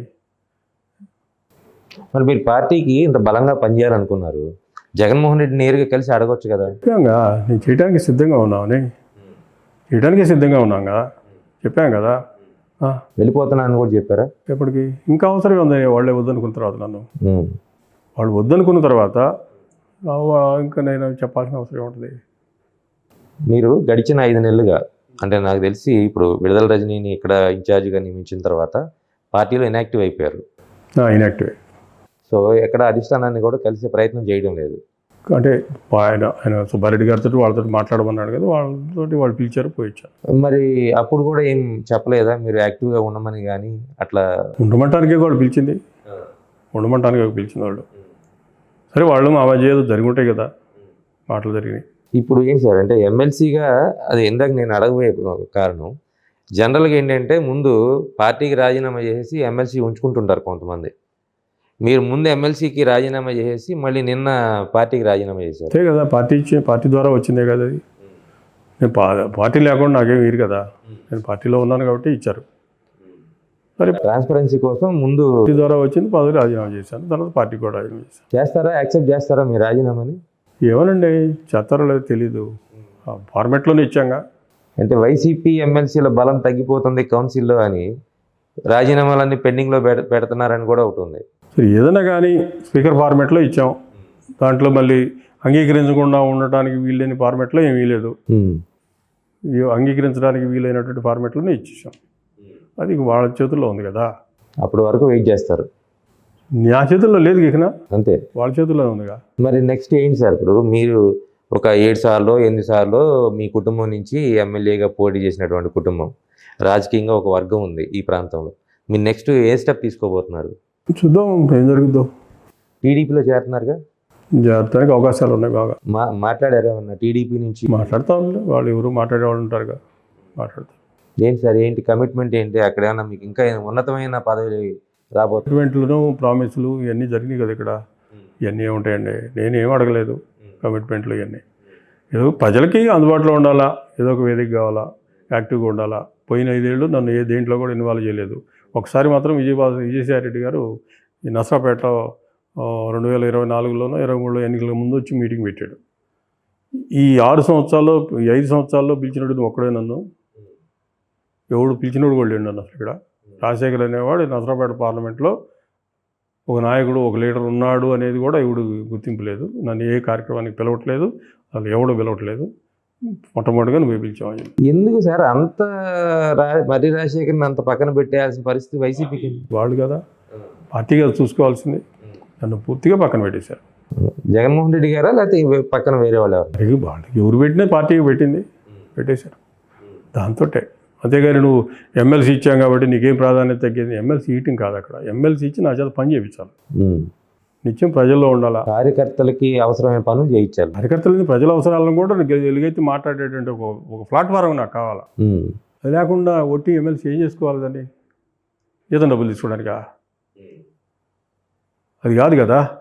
నా సొంత డబ్బులు ఖర్చు పెట్టుకొని నీ 11 సంవత్సరాలు 12 సంవత్సరాల పాటు నేను నిత్యం తిరిగి పార్టీకి పనిచేశాను. నా కారు, డ్రైవరు, కారు కిస్తీలు, డ్రైవర్ జీతాలు, ఆయిలు, అక్కడ గుంటూరు తిరగడానికి ఎక్స్పెండిచరు, ఇవన్నీ నాయే కదా, నేనే ఖర్చు పెట్టుకున్నాను కదా. ఎవరిచ్చారు? పార్టీ ఏమైనా రూపాయి ఇచ్చిందా? నా మెయింటెనెన్స్ కోసం, లేకపోతే పార్టీని ఇక్కడ నిచ్చలూరుపేట జరుగుల మెయింటెనెన్స్ కోసం నాయే పెట్టుకుని ఖర్చు పెట్టుకుని తిరిగాను కదా. తిరిగినప్పుడు మరి నేను ప్రజల్లో ఉండాలని కోరుకుంటాను. రాజకీయాల్లో ఉండేది దేనికి? రాజకీయాల్లో ఉన్నప్పుడు ప్రజల కోసం ఉండాలా, కార్యకర్తల కోసం ఉండాలా. రెండు లేకుండా చేసి ఎమ్మెల్సీ ఇచ్చాం కదా, ఎందుకంటే ఎమ్మెల్సీ ఇచ్చి పక్కన పడితే ఏమైనట్టు? అది ఎమ్మెల్సీ ఇవ్వటం కాదు, అక్కడ ఎమ్మెల్సీగా ఇవ్వాల్సినటువంటి ప్రాధాన్యత ఉండాలి. ఆ ప్రాధాన్యత లోపించిందనుకో ఎమ్మెల్సీ ఏం చేసుకోను. ఇప్పుడు మీరు భవిష్యత్తు కూడా, ఇప్పుడు మీరు దాదాపు 40 ఏళ్ళ నుంచి మీ రాజకీయ ఫ్యామిలీ ఉంది, మొత్తం కూడా బేస్ మొత్తం కూడా కాంగ్రెస్ పాలిటిక్సే. అట్లా కాదు ఇక్కడ, అది నువ్వు అడగబోయే ప్రశ్న అయింది, అర్థమైంది నాకు. ఇప్పుడు దాని గురించి కాదు, 2019లో మార్చారు కదా. 2019లో మార్చిన తర్వాత ఉన్న క్యాండిడేట్ని స్ట్రెంగ్థెన్ చేయాలని చెప్పి ప్రయత్నం చేశారు. స్ట్రెంగ్థెన్ ఎట్టయిద్ది? నన్ను కూడా కలిపి, నన్ను కూడా ప్రతి కార్యక్రమం ఇన్వాల్వ్ చేసి, నాతో ఉన్నటువంటి కార్యకర్తలకు కూడా ప్రాధాన్యత ఇచ్చి, వాళ్ళను కూడా పార్టీలో ఇన్వాల్వ్ చేసి, అందరినీ ఉన్నటువంటి వాళ్ళతో సమన్వయం చేసి పని చేయించుకుంటే పార్టీ చెంగనైద్ది. వీళ్ళని తొక్కేయాలా, వాళ్ళని పైకి లేవాలా, అదేదేం ఆలోచన పార్టీలో. ఎందుకు వచ్చినట్టు పార్టీలోకి వీళ్ళు? అసలు నువ్వు పార్టీ పెట్టినప్పుడు ఏముంది ఇక్కడ? ఏం లేదు కదా. గెలిచిద్దో లేదో తెలీదు, అధికారంలోకి వస్తామో లేమో తెలీదు. కాంగ్రెస్ పార్టీ అధికారంలో ఉంది, తెలుగుదేశం బలంగా ఉంది ఇక్కడ పక్క. ఇన్ని ఉన్నాయి కదా. ఇన్ని ఉన్న పరిస్థితుల్లో నిన్ను నమ్మి మేము వచ్చాం కదా. కేవలం రాజశేఖర గారి మీద ఉన్న అభిమానం తప్ప ఏమీ లేదుగా ఆ రోజు. కానీ రాజశేఖర రెడ్డి గారు గెలిపిస్తే అదే రాజశేఖర రెడ్డి గారి కొడుక్కి మీరు ఒక రకంగా వెన్నుపోటు పొడిచారనో లేదంటే నమ్మించి మోసం చేశారనో ఇప్పుడు ఈరోజు కొంతమంది రాజశేఖర రెడ్డి గారి కొడుకు రాజశేఖర రెడ్డి గారు గెలిపించేది. రాజశేఖర రెడ్డి గారు సీట్ ఇవ్వలేకపోయాడు నాకు 2004లో. రాజశేఖర రెడ్డి గారు ప్రయత్నం చేసి ఆయన వల్ల కూడా కాల. చిలకలూరిపేట ప్రజలు సాంబయ్య గారి అభిమానులు తిరగబడ్డారు. అది నా గెలుపు కారణం. ఆ వరుసలో రాజశేఖర రెడ్డి గారు పిసిసి అధ్యక్షుడు, అదే ఫ్లోర్లో ముఖ్యమంత్రి క్యాండిడేట్గా ఆయన లీడర్గా తిరుగుతూ ఆ వరుసలో ఇక్కడ ముందు నుంచి మాకు పరిచయాలు ఉండే ఆయనతో ఉంటాం కాబట్టి ఇక్కడ కూడా మీటింగ్ చెప్పాడు. చిలకలూరిపేట కూడా పెట్టుకున్నాడు ఆయన. ఆ మీటింగ్లో ఇక్కడ కాంగ్రెస్ క్యాండిడేట్ లేడు, నేనే క్యాండిడేట్ కాబట్టి నాకు ఓట్లు వేయమని చెప్పాడు. కాంగ్రెస్ పార్టీ పెట్టింది కదా, అభ్యర్థిని పెట్టింది, మానేశాడు. అతను డ్రాప్ అయ్యాడు. అక్కడ డ్రాప్ అయినాడు కాబట్టి అతను కూడా ఉన్నాడు స్టేజ్ మీద నాతో చెప్పినప్పుడు. నా పేరు చెప్పి అనౌన్స్ చేసినప్పుడు రైలు గుర్తు కోటేయమని చెప్పినప్పుడు నా పక్కనే అతను కూడా ఉన్నాడు. రాజశేఖర రెడ్డి గారు ఉన్నారు. రాజశేఖర రెడ్డి గారు పిలిచి నుంచోబెట్టాడు. అతను నుంచోబెట్టి ఆయన సమక్షంలో నన్ను చెప్పాడు. అది అప్పుడు గెలుపు కారణం ఏంటంటే చిలకలూరిపేట ప్రజల తిరుగుబాటు, కాంగ్రెస్ కార్యకర్తలు తిరుగుబాటుతో నేను గెలిచాను అక్కడ. అదే రాజశేఖర రెడ్డి గారి కొడుకు వెనుపోట నేను పొడిచింది. వెనుపోటు అంటే ఏంది? అది వెనుపోటు అంటే ఏంది? మీకు నమ్మి ఎమ్మెల్సీ ఇస్తే కాదని ఈరోజు రాజీనామా చేసి వెళ్ళిపోవటం ఎంతవరకు కరెక్ట్ అంటున్నారు? నాకు ఎమ్మెల్సీ ఇచ్చి ఏం చేసావు నువ్వు? నన్ను ఎక్కడ పెట్టి చేయించావు? అసలు ఎమ్మెల్సీ పదవి కోసమే చాలా మంది వెయిట్ చేస్తుంటారు కదా. ఇప్పుడు పల్నాడు మీటింగ్ జరిగింది. పల్నాడు మీటింగ్ జరిగిన తర్వాత పల్నాడు జిల్లా ప్రెసిడెంట్ మీటింగ్ పెట్టారు. జిల్లా ప్రెసిడెంట్ మీటింగ్ పెట్టిన తర్వాత అక్కడ చర్చలు జరిగినాయి. అటు జరిగి ఇటు జరిగి వాళ్ళ ప్రెసిడెంట్, వీళ్ళ ప్రెసిడెంట్, నువ్వు ప్రెసిడెంట్, నేను ప్రెసిడెంట్ అన్నీ చెప్పిన తర్వాత జగన్మోహన్ రెడ్డి గారు ఇట్లా ఎదురుబడిలో కూర్చుంటే రాజశేఖర్ అన్నను పక్కన పెట్టామన్నాడు. ఆయన ఎమ్మెల్సీ ఇచ్చి పక్కన పెట్టేసామన్నాడు. స్వయంగా 7 అభ్యర్థులు వాళ్ళు పోటీ చేసి ఓడిపోయిన వాళ్ళు ప్లస్ నేనున్నాను. వీళ్ళ సమక్షంలోనే అన్నాడు. మరి ఏమైనట్టు అది? ఎవరికైనా పోటీ పొడిచారు? దేనికి పక్కన పెట్టానన్నాడు? ఒకళ్ళేమో నాకు జిల్లా ప్రెసిడెంట్ ఇవని ఒక ఆయన చెప్పాడు. వీటన్నిటి చర్చల్లో ఆ మాట ఆయన నోట్లో నుంచి వచ్చింది. 24 ఎన్నికల ముందే, ఎన్నికలు అయిపోయిన తర్వాత పల్నాడు జిల్లా అధ్యక్షుడు పెట్టేటప్పుడు మొన్న నేను ఎన్ని పోట్లు పడటం, ఆ పోట్లు పడటం, ఈ పోట్లు పడటం నాకు అలవాట్లేదు. మాది నేచరు కాదు. ఇప్పుడు ఎట్లా సార్? నేను ఇందాక అడగబోయిన ప్రశ్న మీకు తెలిసిందే అని చెప్పని అన్నారు. నేను అడుగుదాం అనుకుంటుంది ఏంటంటే, మీది బేస్ మొత్తం కూడా కాంగ్రెస్ రాజకీయాలు. ఇప్పుడు మీరు ఇందాక కొన్ని ప్రస్తావన తీసుకొచ్చారు, టీడీపీ నుంచి వచ్చిన వాళ్ళకి వైసీపీలో ఎట్లా ఇస్తారు పదవులు అని. రేపొద్దున మీరు టీడీపీలోకి వెళ్తే ఇదే ప్రశ్న ఉత్పన్నం అవ్వచ్చు. మొన్నటి వరకు వైసీపీలో ఉన్నారు మరి రాజశేఖర్, మన పార్టీకి వ్యతిరేకంగా పనిచేశారు, ఈరోజు ఎలా తీసుకుంటారు ఆయన అని అడగొచ్చు. ఎట్లా మీరు ఎలా సర్వైవ్ అవుతారు, ఎలా ట్రావెల్ చేయబోతున్నారు? ఏం జరిగిందో ఎందుకంటే ఇప్పుడు పడ్డ ఇబ్బందుల కంటే పెద్ద ఇబ్బందులు ఏం రావు. ఇప్పుడు పడ్డాయి చాలు. టీడీపీలో కష్టాలు ఉంటాయా మరి మీకు? తెలియదు అసలు. టీడీపీలో ఎప్పుడు లేం కదా, ఇప్పుడు మొదటిసారి ప్రయాణం కదా. పోగతలిగే దాని గురించి ఊహించుకోవడం లేకపోతే ఇంకోటి చేయడం కరెక్ట్ కాదు కదా. అంటే కీడించి మేలించాలంటారు కదా. సరే, కీడించడం ఎందుకు, మేలే ఎంచుదాం. కీడు ఎంచొద్దు, మేలే ఎంచుదాం, అంతా మంచిగా జరిగింది. ఇక్కడ స్థానిక నాయకులతో మాట్లాడారా టీడీపీ? నేను ఎవరితో మాట్లాడలేదండి ఇక్కడ, అసలు ఇంతవరకు ఎవరిని కలవలేదు. ఇక్కడ స్థానిక నాయకుల స్థానంతోనే ప్రస్తుతానికి సంప్రదింపులు జరుగుతుంది. నేను ఎవరితో కలవలేదు, ఇక్కడ ఎవరితో మాట్లాడలేదు. అధిష్టానంతో టీడీపీ మాట్లాడదాం, చూద్దాం, జరుగుతుంది. అంటే ఒక వైసీపీ ఎమ్మెల్సీ రాజీనామా చేశారంటే దాని వెనక మళ్ళీ ఖచ్చితంగా రాజకీయం ఉంటుందనేది బయట ఖచ్చితంగా ప్రచారం ఉంటుంది. ఉంటుంది, లేకుండా ఎట్లా ఉంటుంది? సో ఆ రాజకీయ నేపథ్యంలో టీడీపీ అధిష్టానం ఇప్పటికే మిమ్మల్ని కలిసిందా, మాట్లాడిందా? మాట్లాడితే చెప్తారు కానీ నేను టీడీపీలో చేరదా ఉన్నాం కదా, చేరే రోజు అన్నీ చెప్తాం. ఎప్పుడు చేరబోతున్నారు? చెప్తా, మంచిది చూసుకోవాలిగా. చూసుకుంటే చేరడం అయితే ఫిక్స్. చేరతాను నిన్నే చెప్పానుగా. ఇప్పుడు మళ్ళీ దాంట్లో రెండో అభిప్రాయం వెనక అడిగేసేలేదు. చేరదాం. స్థానికంగా ఉన్నటువంటి నాయకత్వాన్ని కలుపుకొని వెళ్ళాలి. అంతే, అనుమానమే ఉందంటావు, దాంతో కలవాలి. కాంట్రవర్సీ నా స్వభావం కాదు. అందరితోటి నాకు శత్రువులు లేరు. ప్రతి ఒక్కరితోటి మాట్లాడతాను, ప్రతి ఒక్కరిని సమన్వయం చేసుకుంటాను, ప్రతి ఒక్కరికి సహాయం చేయాలనే ఉంటాను తప్ప ఇంకొకతోటి మాత్రం ఉండను అసలు. కాబట్టి ఎక్కడికి పోయినా నాకు బాగానే ఉంటుంది. ఇక్కడ ఎందుకు లేదంట, ఇక్కడ కూడా నేను అదే చేశాను. కానీ వాళ్ళు అవసరం లేదన్నారు. ఇప్పుడు నేను పార్టీ ఢిల్లీ పోయింది కానీ లేకపోతే ఇక్కడ పనిచేద్దాం అనుకుంది కానీ పదవి ఇచ్చారు కాబట్టి కలిసి పనిచేద్దాం, ఏముంది ఈ 4 సంవత్సరాల పాటు పనిచేస్తే పార్టీ మళ్ళీ అధికారంలోకి వస్తుందిలే అనే దాంతో ఉన్నాను తప్ప ఇంకోటి మాత్రం లేదు. ఇది రీసెంట్గా డెవలప్మెంట్స్ ఇవన్నీ. సార్ మీరు 2004లో వైఎస్ గవర్నమెంట్ని చూశారు, 2024లో ఇప్పుడు ఈ గవర్నమెంట్ చూస్తున్నారు, 2019లో మీరు అసలు ప్రత్యక్షంగా వైసీపీ గవర్నమెంట్తో ఉన్నారు. ఈ 3 గవర్నమెంట్ని కంపేర్ చేస్తే అంటే పరిపాలనా పరంగా ఏది కంఫర్ట్గా ఉంటుంది ప్రజలకు కానీ మిగతా అంశాలకు కానీ? దేనికదే ఉంటుంది. అది అక్కడ జనంలో రాజశేఖర రెడ్డి గారి పరిపాలన ఉన్నప్పుడు ఏంటంటే మంచి అభిప్రాయం ఉండేది, దాంతో ప్రజల్లో ఒక మంచి అభిప్రాయం వచ్చింది, అందుకని మళ్ళీ తిరిగి గెలిచాడు ఆయన, అంతే కదా. దాని తర్వాత మరి వైసీపీ గవర్నమెంట్ నువ్వు కూడా చూసావు దగ్గరగానే. ఇప్పుడు ప్రభుత్వం ఎలా ఉంది సార్? నడుస్తుందిగా, బాగానే నడుస్తుంది. వచ్చేంతా వాళ్ళు 8 నెలలు 9 నెలలు ఏమి తిరగడతారు, ఉన్న దాంట్లోనే బాగా చేస్తున్నారుగా సాధ్యమైనంత వరకు. అమరావతి నిర్మాణాన్ని మొదలుపెట్టారు, టెండర్లు పిలిచారు, పోలవరం నడుస్తూ ఉంది, ఇక్కడ మన జిల్లాలో గుంటూరు ఛానల్ అన్నిటికీ కూడా డబ్బులు కేటాయించారు. ఎంపీలు కూడా బాగా డబ్బులు తీసుకొస్తున్నారు, రోడ్లు కాలువలు చాలా బాగా జరుగుతున్నాయి ఇక్కడ.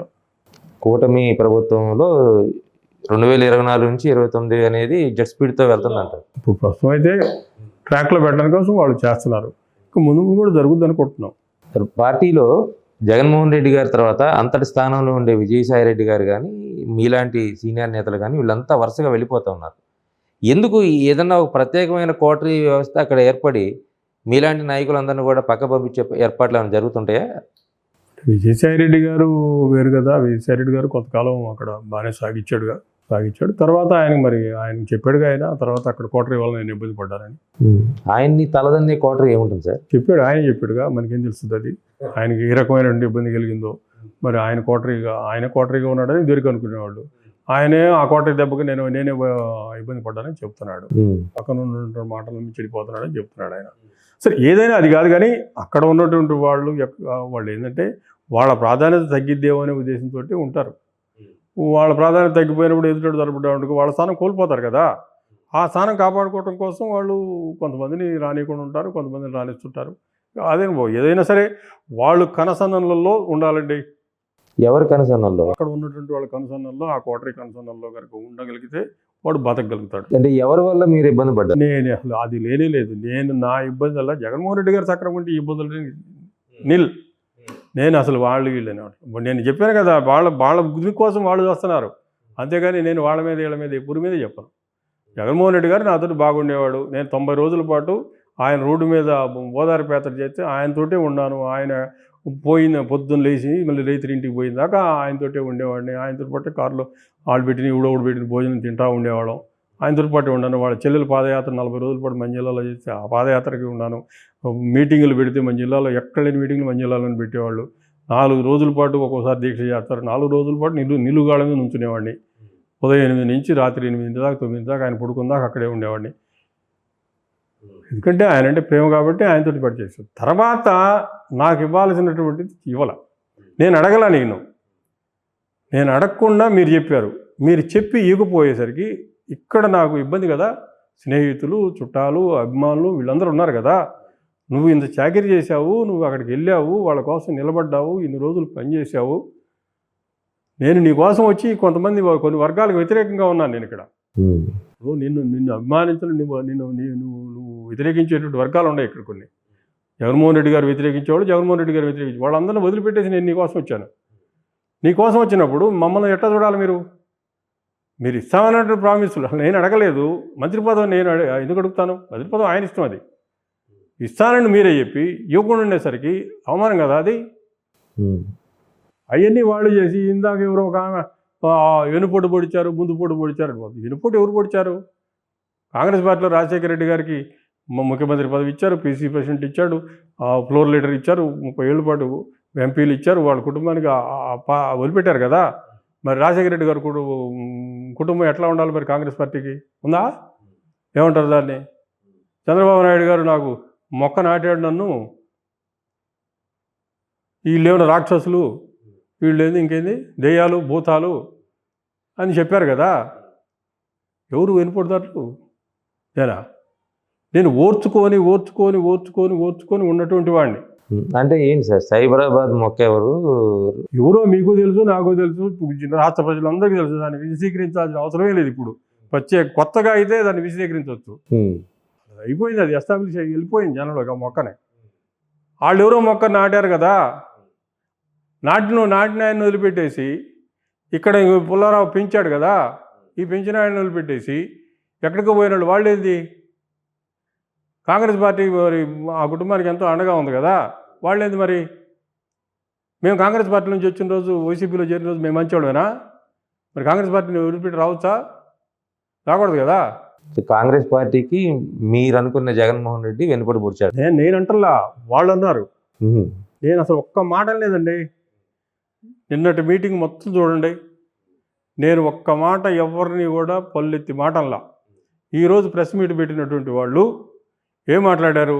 జగన్మోహన్ రెడ్డి గారు మోసం చేయలేదు, ఆ కుటుంబం మోసం చేయలేదు, జగన్మోహన్ రెడ్డి గారు మోసం చేశారని అంటాం కరెక్ట్ కాదు, ఆ కుటుంబం మిమ్మల్ని మోసం చేసింది అంటాం కరెక్ట్ కాదు అని చెప్పారు. ఈ మోసం అనే మాట, జగన్మోహన్ రెడ్డి నన్ను మోసం చేశాడనే మాట, ఆ కుటుంబం నన్ను మోసం చేసిందనే మాట మొత్తం నిన్నటి ఇంటర్వ్యూల్లో ఎక్కడైనా సరే రికార్డింగ్ చూసుకోండి, నేను ఎప్పుడూ ఆ మాటల్లా. నేను 2011 నుంచి ఏమి జరిగింది అనేదే చెప్పా. ఈ మోసం అనే మాట ఎందుకు వచ్చింది అంటే, వాళ్ళ కడుపులోనూ వాళ్ళ మనసుల్లో నరనరాన్ని జీర్ణించుకుపోయింది. రాజశేఖర్ని మోసం చేశామనే ఒక అభిప్రాయం ఉంది వాళ్ళు. ఈరోజు ఆ మాట వాళ్ళు అన్నారు. నేను ఎప్పుడు అన్నాను? మీ మనసులో ఏముంది? రాజశేఖర్ని మోసం చేశాం, ఎందుకంటే మంత్రి పదవి ఇస్తామని చెప్పి ఇవ్వలేదు, ఎమ్మెల్సీ కూడా చివరిలో ఎప్పుడో ఇచ్చాం, మళ్ళీ ఇప్పుడు సమన్వయకర్త ఇస్తామని చెప్పి మళ్ళీ ఇవ్వలేదు, పక్కన పెట్టేసామని చెప్పి కూడా చెప్పాం. ఇన్ని చెప్పాం కాబట్టి మనం మోసం చేశాము అని మీ మనసుల్లో ఉంది కాబట్టి నువ్వు ఈరోజు నేను అనని మాటని నువ్వు నేను అన్నానని చెప్పి చెప్పావు. ఆ కుటుంబం మోసం చేసింది ఎప్పుడు? అలా ఆ కుటుంబానికి ఇప్పుడు నేను దీనికి రావడానికి సంబంధం ఏంటంటే, రాజశేఖర రెడ్డి గారు మా మామయ్యతో పాటు ఉన్నటువంటి వ్యక్తి. అప్పుడు కొన్ని ఇబ్బందులు రాజశేఖర రెడ్డి గారితో పాటు ఉన్నందువల్ల మా మామయ్య కూడా ఇబ్బంది పడ్డాడు. రాజశేఖర రెడ్డి గారు ఎన్నికలలో పోటీ చేసి బాగా టైట్ అయిపోయి ఇబ్బందులు పడిన రోజులు ఇక్కడి నుంచి కూడా సహాయం పొందాడు ఆయన, మా మామయ్య దగ్గర నుంచి కూడా. ఇక్కడ మిల్లర్స్ అందరూ ఉండవు కాబట్టి మా మామయ్య సహాయం చేశాడు, ప్రత్యక్షంగా అందరికీ తెలుసు అది. ఇక్కడ అది వాళ్ళకు కూడా తెలుసు. రాజశేఖర రెడ్డి గారు ఆ రోజు చాలా తక్కువ మార్జిన్తో గెలిచాడు. ఆ రోజు అందరు సహాయం ఆయన అడిగాడు, వీళ్ళు చేశారు. మా మామయ్య అంత దగ్గరగా ఉండేవాడు ఆయనకి. రాజశేఖర రెడ్డి గారితో ఉన్న సంబంధంతో ఆ రకంగా ఉన్నాం కాబట్టి మేము వచ్చాం. రాజశేఖర రెడ్డి గారి కుటుంబం అన్యాయం చేసి మోసం చేసింది నేను ఎప్పుడు అన్నాను? ఆ కుటుంబం సంగతి ఎందుకు? రాజశేఖర రెడ్డి గారి సంగతి మీకెందుకు? రాజశేఖర రెడ్డి గారు కాంగ్రెస్లో ఉన్నాడు, కాంగ్రెస్లో ఉన్నప్పుడు కాంగ్రెస్లో ఆయనతో ఉంటాం మేము, ఆయన అంటే అభిమానం కాబట్టి. ఆ అభిమానంతో మీ పార్టీలో మీరు రమ్మంటే వచ్చాం. దానికి దీనికి సంబంధం ఏంది? మొదటి నుంచి 2004 నుంచి వాళ్ళు పెంచి పోషించినట్టు నన్ను. 2004 నుంచి మీకే సంబంధం అసలు? 2004లో నాకు జగన్మోహన్ రెడ్డి ఎవరో తెలియదు. జగన్మోహన్ రెడ్డి గారు నాకు తెలిసింది 2009లో చూసింది నేను. ఈ రాజశేఖర రెడ్డి గారు చనిపోయాడు పార్లమెంట్. అబ్బే చనిపోయింది, ఆ మీటింగ్ కూడా వెళ్ళా, మాకు రాలేదు ఆయన ప్రచారానికి. నర్సరావుపేట పార్లమెంట్ నుంచి అటు వెళ్ళిపోయాడు, మా దగ్గరకు రాలా. కాబట్టి జగన్మోహన్ రెడ్డి గారు నేను 2009లో మన రాజశేఖర రెడ్డి గారు చనిపోయిన దాకా చూడాల నేను అసలు అతన్ని పర్సనల్గా ఎప్పుడు కలవాల. ఆయన చనిపోయిన తర్వాత పలకించడానికి పోయారు ఆయన, అప్పుడు పలకించి వచ్చాం ఆయనకి అప్పుడు, అంతే తప్ప వేరే ఏమీ లేదు. అసలు దాన్ని తీసుకొచ్చి 2004 నుంచి మా కుటుంబానికి మొత్తం వాళ్ళే పెంచి పోషించినట్టు చెప్పింది ఆమె. సంబంధం ఏంటండి అసలు? 2004లో నేను గెలవడానికి కారణమైనా వేరే స్థానికంగా ఉన్నటువంటి పరిస్థితులు, మా మామయ్య వల్ల నేను జనంలో రివోల్ట్ వచ్చి అక్కడ వేరే క్యాండిడేట్కి ఇచ్చినందువల్ల జనం కార్యకర్తలు మొత్తం నిలబడి ఇవ్వాల్సిందే, గెలిపించాల్సిందే వాళ్ళు గెలిపించారు. 2009లో రాజశేఖర రెడ్డి గారు నాకు సహాయం చేశాడు, టికెట్ ఇచ్చాడు, నేను అడగల ఆయనే ఇచ్చాడు. సార్ ఇప్పుడంటే మీరు ఎమ్మెల్సీ పదవికి రాజీనామా చేశారు, మీరు అంటే నెక్స్ట్ సెషన్స్కి వెళ్తారా లేదా అనేది అనుమానమే. వాళ్ళు యాక్సెప్ట్ చేయకపోతే వెళ్తారా? వెళ్ళొచ్చు. ఓకే. అయితే అసలు ప్రజా సమస్యలు పరిష్కరించడానికి ప్రస్తావించడానికి అసెంబ్లీ వేదికే కాదని చెప్పి అనేది కొంతమంది వైసీపీ నాయకులు వాదిస్తున్నారు. దాన్ని అసలు ఎలా చూడాలంటారు? మాత్రం మొన్నటి వేదికలో రైతుల సమస్యలు మాత్రం చాలా స్పష్టంగా చెప్పానండి. నాకు రైతు సమస్యలు అంత బాగా చెప్పడానికి వేదిక ఏది ఉండదు అసలు. ఎందుకంటే చేరాల్సిన కాడికి చేరింది. ప్రభుత్వానికి సంబంధించిన మంత్రులు ఉన్నారు, ప్రభుత్వానికి సంబంధించినటువంటి అధికారులు ఉన్నారు. అప్పుడు అధికారులు అగ్రికల్చర్ కమిషన్ కూడా చాలా చక్కగా చెప్పారని చెప్పి నేను బయటకు వచ్చిన తర్వాత కూడా చెప్పాను నాకు. సో అసెంబ్లీ అనేది వేదిక అండి. అసెంబ్లీ అనేది వేదిక, కౌన్సిల్ అనేది కూడా వేదిక. కౌన్సిల్లో సమస్యలు మాత్రం బ్రహ్మాండంగా ప్రస్తావించవచ్చు. నేను రోజుకో సమస్య ప్రస్తావించేవాడిని. మీరు అప్పుడు వైసీపీలో ఉన్నారు కదా, వైసీపీలోనే ప్రకటించేవాడు. మీకు మైక్ ఇచ్చేవాళ్ళ మాట్లాడటానికి? నేను 0 ఉంది కదా, స్పెషల్ మెన్షన్ ఉందిగా, స్పెషల్ మెన్షన్ అది ప్రతి రైట్ కదా, ప్రతి వాడిది లెటర్ పెట్టేవాళ్ళం ఇచ్చేవాడు. ఇప్పుడు ఎమ్మెల్యేలు కూడా, వైసీపీ ఎమ్మెల్యేలు కూడా అట్లాగే 0 అవర్లో మాట్లాడొచ్చు కదా. వాళ్ళకి 0 అవర్ ఉంటుంది, మాకు స్పెషల్ మెన్షన్ రిక్వెస్ట్ చేయొచ్చు, చేస్తే ఇస్తారు. అందరూ మాట్లాడొచ్చండి, పిటిషన్ పెట్టుకోవచ్చు కదా. ఎందుకంటే ప్రతి సభ్యుడికి హక్కు ఉంటుంది. కాల్ అటెన్షన్ ఉంది కదా, కాల్ అటెన్షన్లో లెటర్ పెడతాం, ఫలానా సమస్య మీద నువ్వు మాట్లాడాలని. నువ్వు ఆ సమస్య చెప్పు, ఆ మంత్రి ఉంటాడు, నోట్ చేసుకుంటాడు. సమస్యని వాళ్ళ దృష్టికి తీసుకెళ్ళడానికి వేదిక అది, దాంట్లో నో డౌట్. కానీ అలాంటి వేదికని ఎందుకు అంత పక్కన పెట్టేసుకొని అసలు మేము సమావేశానికే వెళ్ళము అనే పరిస్థితికి ఎందుకు? అది వాళ్ళ ఇష్టం, మనం చెప్పడానికి అంత పెద్ద విషయం. మీరు చెప్పలేదు అప్పుడు ఎప్పుడు? నేను ఎప్పుడు అలా సందర్భం రాలేదు, నేను ఎప్పుడు మాట్లాడలేదు. అంటే మేము వెళ్తున్నాం కదా, మాకు అది దాని గురించి. మీకు ఎమ్మెల్సీలకి వెళ్ళొద్దని చెప్పలేదా? ఓన్లీ ఎమ్మెల్యేల వరకు. మొదటి సమావేశాలకు పోలొద్దన్నారు కానీ తర్వాత ఎప్పుడు చెప్పలేదు. మొదటి సమావేశాలు కాబట్టి ఢిల్లీ పోయాం. ఓకే, అంటే అసెంబ్లీలో సంఖ్యాబలం తక్కువ ఉంది కాబట్టి బాగా మాట్లాడటానికి, ఫైట్ చేయడానికి వాళ్ళ స్ట్రాటజీ ఏదో తెలియదు మనకి. మీరు అంతర్గతంగా మాట్లాడుకుంటారు. నేను ఎప్పుడు మాట్లాడలేదు ఆ విషయాల మీద. అది వాళ్ళు ఏదో నిర్ణయం తీసుకున్నారు, నిర్ణయాలు చేసేటువంటి నిర్ణయాలకు సంబంధించిన దాంట్లో నేను ఎప్పుడు లేను. సో ఇప్పుడు అసెంబ్లీ పక్కన పెట్టేస్తే కౌన్సిల్లో కూడా వైసీపీ బలం పూర్తిగా పడిపోతూ ఉంది. ఏం పడలేదండి, బాగానే ఉన్నారు ఇప్పుడు. ఏం సార్ ఇప్పుడు 4-5 రాజీనామా 4-5 పెద్ద ఇదేం కాదు కానీ బలం ఉంది ఇప్పుడు కూడా, బలం బాగానే ఉంది. 27 దాకా బలం ఉంటుందండి వాళ్ళకి. ఏమో మీలాగే అందరూ రాజీనామాలు చేస్తే తెలీదు మరి వాళ్ళ మనసులో, ఇవుడు మనసులో ఎట్టుందో అని తెలియదు కానీ మామూలుగా అయితే 27 దాకా మాట్లాడుకుంటుంటారుగా. లేదండి, అవి కూడా అడగరు, నన్నే అడగలేదు. అసంతృప్తి భాషలు ఏం చేసుకోరా? చేసుకోరు వాళ్ళు, ఎవరు ఎక్స్పెక్ట్ చేయరు. అందరూ మాట్లాడుతున్నారుగా, చివరిదాకా నేను మాట్లాడుతూనే ఉన్నారుగా. రాజీనామా చేసే రోజు దాకా నేను కూడా అసెంబ్లీలో ఏదో ఒకటి మాట్లాడుతూనే ఉన్నాను కదా. అసెంబ్లీలో మాట్లాడటం కదా సార్, నేను అంటుంది జనరల్గా ఈ అసంతృప్తి ఉన్న నాయకులు ఓ చోటకు చేరుతుంటారు. ఏం లేదు, అందరు కలిసే ఉంటారు అక్కడ. మీరు కృష్ణదేవరాయలు గారు, మన మకెన్ గారు, మీరంతా ఒక చోట చేరి అట్లా అసంతృప్తితో చేరలేదండి. అది అసంతృప్తి అనేది జగన్మోహన్ రెడ్డి గారి మీద ఎప్పుడూ లేదు అసలు. అది ఆ వాతావరణంతో మేము ఎప్పుడు చేరేవాళ్ళం కాదు. మాకు ఏంటంటే కూర్చోడానికి, మంత్రులు అన్న తర్వాత మాట్లాడుకోవడానికి, రాజకీయాలు ఉన్నప్పుడు కలిసి కూర్చోవాలి కదా. సో మొత్తంగా ఇది మర్రి రాజశేఖర్ గారి అభిప్రాయం. ఎమ్మెల్సీ పదవికి తాను ఎందుకు రాజీనామా చేయాల్సి వచ్చింది, పార్టీ తనను ఎలా పక్కన పెట్టిందనే విషయాలను చాలా స్పష్టంగా చెప్పారు. అయితే భవిష్యత్తులో టీడీపీకి జై కొట్టబోతూ ఉన్నారు. అంటే ఆయన చాలా స్పష్టంగా చెప్తున్నారు టీడీపీలోకి వెళ్తాననేది. అయితే ఎప్పుడు వెళ్తారు, టీడీపీలో ఆయన పాత్ర ఎలా ఉండబోతుంది, నమ్ముకున్న కార్యకర్తలకి, నాయకులకి, ఆ వర్గానికి మర్రి రాజశేఖర్ భవిష్యత్తులో ఎలాంటి న్యాయం చేస్తారు, భవిష్యత్తు తేల్చాల్సిన పరిస్థితి.